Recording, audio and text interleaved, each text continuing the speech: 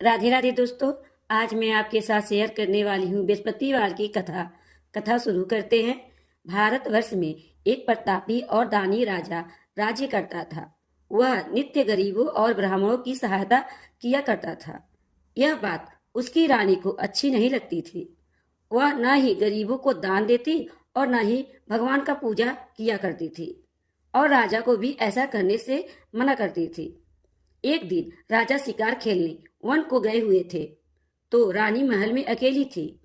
उसी समय बृहस्पति देव साधु के वेश में राजा के महल में भिक्षा के लिए आए और भिक्षा मांगी। रानी ने भिक्षा देने से इनकार किया और कहा, हे साधु महाराज, मैं तो दान पुण्य से तंग आ गई हूँ। मेरा पति सारा दिन धन लुटाते रहता है। मेरी इच्छा है कि हमारा धन नष्ट हो जाए, फिर न रहेगा बांस न बजेगी बांसुरी। साधु ने कहा, देवी, तुम तो बड़ी विचित्र हो। धन संतान तो सभी चाहते हैं, पुत्र और लक्ष्मी तो पापी के घर भी होने चाहिए। यदि तुम्हारे पास अधिक धन है तो भूखों को भोजन दो, प्यासों के लिए कुआं बनवाओ, मुसाफिरों के लिए धर्मशाला खुलवाओ। जो निर्धन अपनी कुंवारी कन्याओं का विवाह नहीं कर सकते हैं, उनका विवाह करवाओ। ऐसे और कई काम हैं जिनके करने से तुम्हारा यश लोक परलोक फैलेगा। परंतु रानी पर उपदेश का कोई प्रभाव नहीं पड़ा। वह बोली, महाराज, आप मुझे कुछ ना समझाएं। मैं ऐसा धन नहीं चाहती जो हर जगह बांटती फिरूं। साधु महाराज ने उत्तर दिया, यदि तुम्हारी यही इच्छा है तो तथास्तु। तुम ऐसा करना कि बृहस्पतिवार को घर को गोबर से लिपना, पीली मिट्टी से अपना सिर धोकर स्नान करना, भट्टी पर खाना चढ़ाकर कपड़े धोना। ऐसा करने से तुम्हारा सारा धन नष्ट हो जाएगा। इतना कहकर वह साधु महाराज वहां से आलोप हो गए। साधु महाराज के कहे अनुसार रानी ने ऐसा ही किया। केवल 3 बृहस्पतिवार ही बीते थे कि उसकी समस्त धन संपत्ति नष्ट हो गई। भोजन के लिए राजा का परिवार तरसने लगा। तब एक दिन राजा ने रानी से बोला कि हे रानी, तुम यहीं रहो, मैं दूसरे देश को जाता हूँ, क्योंकि यहाँ पर सभी लोग मुझे जानते हैं, इसलिए मैं कोई छोटा कार्य नहीं कर सकता। ऐसा कहकर राजा परदेश चला गया। वहाँ वह लकड़ी से काट कर लाता और शहर में बेचता। इस तरह वह अपना जीवन व्यतीत करने लगा। इधर राजा के परदेश जाते ही रानी और दासी दुखी रहने लगी। एक बार जब रानी और दासी को 7 दिन तक बिना भोजन के रहना पड़ा, तो रानी ने अपनी दासी से कहा, हे दासी, पास ही के नगर में मेरी बहन रहती है, वह बड़ी धनवान है, तू उसके पास जा और कुछ ले आ, ताकि थोड़ी बहुत गुजर बसर हो जाए। दासी रानी की बहन के पास गई, और उस दिन गुरुवार था और रानी की बहन उस समय बृहस्पतिवार व्रत की कथा सुन रही थी। दासी ने रानी की बहन को आवाज लगाई, अपनी रानी की संदेश लेकर आई हूँ। लेकिन रानी की बहन ने कोई उत्तर नहीं दिया। जब दासी को रानी की बहन से कोई उत्तर नहीं मिला तो वह बहुत दुखी हुई और उसे क्रोध भी आया। दासी ने वापस आकर रानी को सारी बात बता दी। रानी सुनकर अपने भाग्य को कोसने लगी। उधर रानी की बहन ने सोचा कि मेरी बहन की दासी आई थी, परंतु मैं उससे नहीं बोली, इससे वह बहुत दुखी हुई होगी। कथा सुनकर और पूजन समाप्त करके वह अपनी बहन के घर आई और कहने लगी, हे बहन, मैं बृहस्पतिवार का व्रत कर रही थी, कथा सुन रही थी। तुम्हारी दासी मेरे घर आई थी, परंतु जब तक कथा होती है तब तक न बोलते हैं और न ही उठते हैं, इसलिए मैं नहीं बोली। कहो दासी, क्यों गई थी? रानी बोली, बहन, तुमसे क्या छुपाऊं, हमारे घर में खाने तक को अनाज नहीं था। ऐसा कहते कहते रानी की आंखों में आंसू आ गए। उसने दासी समेत पिछले 7 दिनों से भूखे रहने तक की बात अपनी बहन को विस्तार पूर्वक सुना दी। रानी की बहन बोली, देखो बहन, भगवान बृहस्पति देव सबकी मनोकामनाओं को पूर्ण करते हैं। देखो, शायद तुम्हारे घर में अनाज रखा हो। पहले तो रानी की बातों का विश्वास नहीं हुआ, पर बहन के कहने पर उसने अपनी दासी को अंदर भेजा तो उसे सचमुच अनाज से भरा एक घड़ा मिल गया। यह देखकर दासी को बड़ी हैरानी हुई। दासी रानी से कहने लगी, हे रानी, जब हमको भोजन नहीं मिलता है तो हम व्रत तो ही करते हैं, इसलिए क्यों ना इनसे व्रत और कथा की विधि पूछ ली जाए ताकि हम भी व्रत कर सकें। तब रानी ने अपनी बहन से बृहस्पतिवार व्रत के बारे में पूछा। उसकी बहन ने बताया, बृहस्पतिवार के दिन चने की दाल और गुड़ से भगवान विष्णु की केले की जड़ में पूजन करें तथा दीपक जलाएं, व्रत कथा सुने और पीला भोजन ही करें। इससे बृहस्पति देव प्रसन्न होते हैं। व्रत और पूजन विधि बताकर रानी की बहन अपने घर लौट आ गई। 7 दिन बाद जब गुरुवार आया तो रानी और दासी ने व्रत रखा। गुड़ साल में जाकर चना और गुड़ लेकर आई, फिर उससे केले के जड़ तथा विष्णु भगवान का पूजन किया। अब पीला भोजन कहाँ से आए, इस बात को लेकर दोनों बहुत दुखी थे। क्योंकि उन्होंने व्रत रखा था, इसलिए बृहस्पति देव प्रसन्न थे। इसलिए वे एक साधारण व्यक्ति का रूप धारण करके 2 थाली में सुंदर भोजन दासी को दे गए। भोजन पाकर दासी बहुत प्रसन्न हुई और फिर रानी के साथ मिलकर भोजन ग्रहण किया। इसके बाद कुछ वे सभी गुरुवार को व्रत और पूजन करने लगी। बृहस्पति भगवान की कृपा से उनके पास फिर से धन संपत्ति आ गई, परंतु रानी फिर से पहले की तरह आलस करने लगी। तब दासी बोली, देखो रानी, तुम पहले भी इस तरह आलस करती थी, तुम्हें धन रखने में कष्ट होता था, इस कारण सभी धन नष्ट हो गए। अब जब भगवान बृहस्पति देव की कृपा से धन मिला है तो तुम्हें फिर से आलस होता है। रानी को समझाते हुए दासी कहती है कि बड़ी मुसीबतों के बाद हमने यह धन पाया है, इसलिए हमें दान पुण्य करना चाहिए, भूखे मनुष्यों को भोजन कराना चाहिए और धन को शुभ कार्यों में खर्च करना चाहिए, जिससे तुम्हारे कुल का यश बढ़ेगा, स्वर्ग की प्राप्ति होगी और पितृ प्रसन्न होंगे। दासी की बात मानकर रानी अपना धन शुभ कार्यों में खर्च करने लगी, जिससे पूरे नगर में उसका यश फैलने लगा। उधर एक दिन राजा दुखी होकर जंगल में एक पेड़ के नीचे आसन जमाकर बैठ गया। वह अपनी दशा को याद करके व्याकुल होने लगा। बृहस्पतिवार का दिन था। एकाएक उसने देखा कि निर्जन वन में एक साधु प्रकट हुए। वह साधु के वेश में स्वयं बृहस्पति देवता थे। लकड़हारे के सामने आकर बोले, हे लकड़हारे, इस सुनसान जंगल में तू किस चिंता में मगन बैठा है? लकड़हारे ने दोनों हाथ जोड़कर प्रणाम किया और उत्तर दिया, महात्मा जी, आप सब कुछ जानते हैं, मैं क्या कहूँ। यह कहकर रोने लगा और साधु को अपनी आत्मकथा सुनाई। महात्मा जी ने कहा, तुम्हारी स्त्री ने बृहस्पतिवार के दिन बृहस्पति भगवान का निरादर किया है, जिसके कारण रुष्ट होकर उन्होंने तुम्हारी यह दशा कर दी है। अब तुम चिंता को दूर करके मेरे कहने पर चलो तो तुम्हारे सब कष्ट दूर हो जाएंगे और भगवान पहले से भी अधिक संपत्ति देंगे। तुम बृहस्पतिवार के दिन कथा किया करो। 2 पैसे के चने और गुड़ लाकर उसका प्रसाद बनाओ और शुद्ध जल से लोटे में शक्कर मिलाकर अमृत तैयार करो।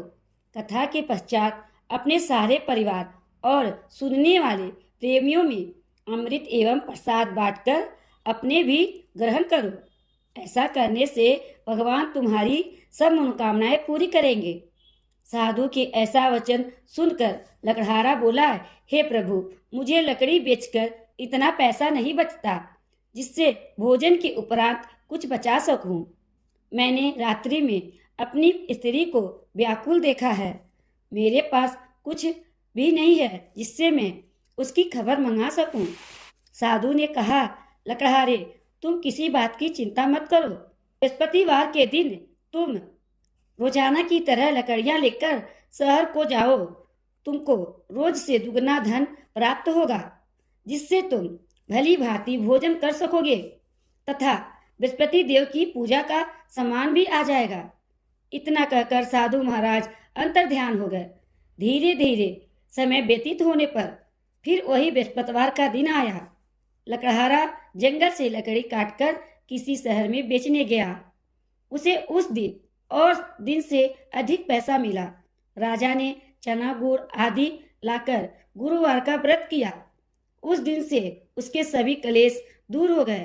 परंतु वह दूसरा गुरुवार का दिन आया तो बृहस्पतिवार का व्रत करना भूल गया। इस कारण बृहस्पति देव भगवान नाराज हो गए। उस दिन उस नगर के राजा ने विशाल यज्ञ का आयोजन किया तथा शहर में यह घोषणा करा दी कि कोई भी मनुष्य अपने घर में भोजन न बनावे, न आग जलावे। समस्त जनता मेरे यहाँ भोजन करने आवे। इस आज्ञा को जो न मानेगा उसे फांसी की सजा दी जाएगी। इस तरह की घोषणा संपूर्ण नगर में करवा दी गई। राजा की आज्ञा के अनुसार शहर में सभी लोग भोजन करने गए, लेकिन लकड़हारा कुछ देर से पहुंचा। इसलिए राजा ने उसको अपने साथ घर ले गए और भोजन करा रहे थे कि तभी रानी की दृष्टि उस खूंटी पर पड़ी जिस पर उनका हार टंगा हुआ था। वह वहां पर दिखाई नहीं दिया। रानी ने निश्चय किया कि यह हार मेरा इस लकड़हारे ने चुरा लिया है। उसी समय सिपाहियों को बुलवाकर और उसको कारागार में डलवा दिया। जब लकड़हारा कारागार में पड़ गया और बहुत दुखी होकर विचार करने लगा कि न जाने कौन से पुण्य जन्म के कर्म से मुझे यह दुख प्राप्त हुआ है, और उसी साधु को याद करने लगा जो कि जंगल में मिला था। उसी समय तत्काल बृहस्पति देव साधु के वेश में प्रकट हुए और उसकी दशा को देखकर कहने लगे, अरे मूर्ख, तूने बृहस्पति देव की कथा नहीं करी, इस कारण तुझे दुख प्राप्त हुआ है। अब चिंता मत कर। बृहस्पतिवार के दिन कारागार के दरवाजे पर 4 पैसे पड़े मिलेंगे। उनसे तू बृहस्पति देव की पूजा करना, तेरे सभी कष्ट दूर हो जाएंगे। बृहस्पति के दिन उसे 4 पैसे मिले। लकड़हारे ने कथा कही। उसी रात्रि को बृहस्पति देव ने उस नगर के राजा को सपन में कहा, हे राजा, तुमने जिस आदमी को कारागार में बंद कर दिया है वह निर्दोष है, वह राजा है, उसे छोड़ देना। रानी का हार उसी खूंटी पर टंगा हुआ है। अगर तू ऐसा नहीं करेगा तो तेरे राज्य को मैं नष्ट कर दूंगा। इस तरह रात्रि के स्वप्न को देखकर राजा प्रातःकाल उठा और खूंटी पर हार देखकर लकड़हारे को बुलाकर क्षमा मांगी तथा लकड़हारे को योग सुंदर वस्त्र आभूषण देकर विदा कर दिया। बृहस्पति देव की आज्ञा अनुसार लकड़हारा अपने नगर को चल दिया।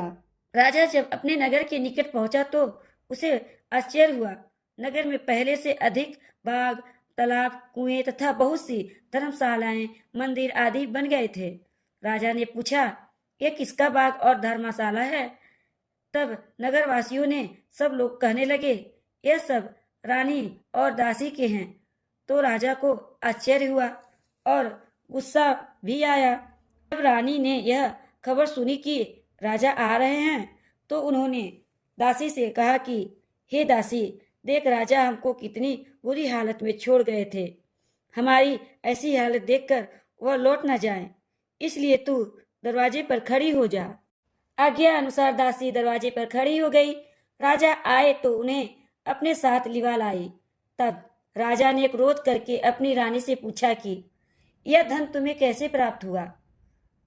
तब उन्होंने कहा, हमें यह सब धन संपत्ति बृहस्पति देव से प्राप्त हुआ है। राजा ने निश्चय किया कि 7 रोज बाद तो सभी बृहस्पतिवार का पूजन करते हैं, परंतु मैं 3 बार कहानी तथा रोज व्रत किया करूंगा। अब हर समय राजा के दुपट्टे में चने की दाल बंधी रहती तथा दिन में 3 बार कहानी कहता। एक रोज राजा ने विचार किया कि चलो अपनी बहन के यहाँ हो आवे। इस तरह निश्चय कर राजा घोड़े पर सवार होकर अपनी बहन के यहाँ चले गया। मार्ग में उसने देखा कि कुछ आदमी एक मुर्दे को लिए जा रहे हैं। उन्हें रोककर राजा कहने लगा, अरे भाइयों, मेरी कथा सुन लो। वह बोले, हमारा आदमी मर गया है, इसको अपनी कथा की पड़ी है। परंतु कुछ आदमी बोले, आज कहो, हम तुम्हारी कथा सुनेंगे।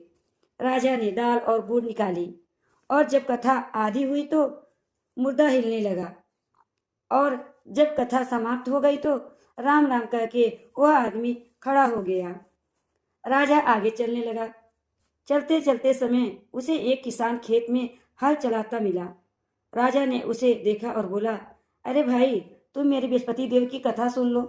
किसान बोला, जब तक मैं तेरी कथा सुनूंगा तब तक 4 हराया जोत लूंगा। जा अपनी कथा किसी और को सुनाना। इस तरह राजा आगे चलने लगा। राजा के हटते ही बैल पछाड़ खाकर गिर गया तथा किसान के पेट में बड़ी जोरों से दर्द होने लगा। उस समय उसकी माँ रोटी लेकर आई। उसने जब यह देखा तो अपने पुत्र से सब हाल पूछा और बेटे ने सभी हाल कह दिया। तो बुढ़िया दौड़ी दौड़ी उस घुड़सवार के पास गई और उससे बोली कि मैं तेरी कथा सुनूंगी, तू अपनी कथा मेरे खेत पर चलकर ही कहना। राजा ने बुढ़िया के खेत पर जाकर कथा कही, जिसके सुनते ही वह बैल उठ खड़ा हो गया तथा किसान के पेट का दर्द भी बंद हो गया। राजा अपनी बहन के घर पहुंचा। बहन ने भाई को खूब मेहमानी की। दूसरे रोज प्रातःकाल राजा जगा तो वह देखने लगा कि सब लोग भोजन कर रहे हैं। राजा ने अपनी बहन से कहा, ऐसा कोई मनुष्य है जिसने भोजन नहीं किया हो? मेरी बृहस्पतिवार की कथा सुन ले। बहन बोली, हे भैया, यहाँ देश में ऐसा है कि पहले यहाँ लोग भोजन करते हैं, बाद में अन्य काम करते हैं। अगर पड़ोस में है कोई तो दिखाती हूँ। वह ऐसा कहकर देखने चली गई, परंतु उसे ऐसा कोई व्यक्ति नहीं मिला जिसने भोजन न किया हो। अतः वह एक कुम्हार के घर गई, जिसका लड़का बीमार था। उसे मालूम हुआ कि उनके यहाँ 3 रोज से किसी ने भोजन नहीं किया था। रानी ने अपने भाई से कथा सुनने के लिए कुम्हार से कहा। वह तैयार हो गया। राजा ने बृहस्पतिवार की कथा कही, जिसको सुनकर उसका लड़का ठीक हो गया। अब तो राजा की प्रशंसा होने लगी। एक रोज राजा ने अपनी बहन से कहा कि हे बहन, हम अपने घर को जाएंगे, तुम भी तैयार हो जाओ। राजा की बहन ने अपनी सास से कहा। सास ने कहा, हाँ चली जाना, परंतु अपने लड़के को मत ले जाना, क्योंकि तेरे भाई की कोई औलाद नहीं है। बहन ने अपने भैया से कहा, हे भैया, मैं तो चलूंगी, पर कोई बालक नहीं जाएगा। राजा बोला, जब कोई बालक ही नहीं जाएगा तो तू चल के क्या करेगी? बड़े दुखी मन से राजा अपने नगर को लौट आया। राजा अपनी रानी से कहा, हम निर्वंशी हैं, हमारा मुंह देखना धर्म नहीं है और कुछ भोजन आदि नहीं किया। रानी बोली, हे प्रभु, बृहस्पति देव ने हमें सब कुछ दिया है, वह हमें औलाद अवश्य देंगे। उसी रात को बृहस्पति देव ने राजा के स्वप्न में कहा, हे राजा, उठ, सभी सोच त्याग दे, तेरी रानी गर्भ से है। राजा को यह बात सुनकर बड़ी खुशी हुई। 9वें महीने में उसके गर्भ से एक सुंदर पुत्र पैदा हुआ। जब राजा बोला, हे रानी, स्त्री बिना भोजन के रह सकती है, परंतु बिना कहे नहीं रह सकती है। जब मेरी बहन आवे तो तुम उससे कुछ मत कहना। रानी ने सुनकर हाँ कह दी। जब राजा की बहन यह शुभ समाचार सुना तो वह बहुत खुश हुई तथा बधाई लेकर अपने भाई के यहाँ आई। तभी रानी ने घोड़ा चढ़कर तो नहीं आई, गधा चढ़ के आई है। राजा की बहन बोली, भाभी, इस प्रकार न कहती तो तुम्हें औलाद कैसे मिलती? बृहस्पति देव ऐसे ही हैं, ऐसे जिसके मन में कामनाएं हैं सभी को पूर्ण करते हैं। जो सद्भावना पूर्वक बृहस्पतिवार का व्रत करता है एवं कथा पढ़ता है अथवा सुनता है, दूसरों को सुनाता है, बृहस्पति देव उसकी सभी मनोकामनाएं पूर्ण करते हैं। भगवान बृहस्पति देव उसकी सदैव रक्षा करते हैं। संसार में जो मनुष्य सद्भावना से भगवान जी का पूजन करता है, सच्चे हृदय से उनकी सेवा करता है, तो उसकी सभी मनोकामनाएं पूर्ण होता है।